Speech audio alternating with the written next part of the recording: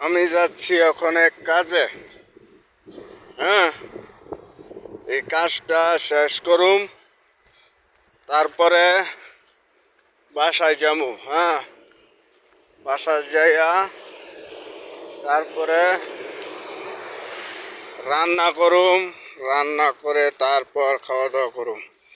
দেখেন কত সুন্দর দৃশ্য, কত সুন্দর, কত উঁচু উঁচু পাহাড় দেখছেন, বাসা কত বড় বড়।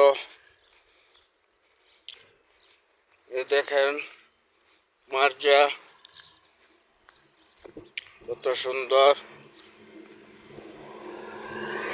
হ্যাঁ, এখানে এই যে দেখেন কিছু এগুলা গাছ আছে, এগুলা কেউ বলতে পারবেন ফল গাছ?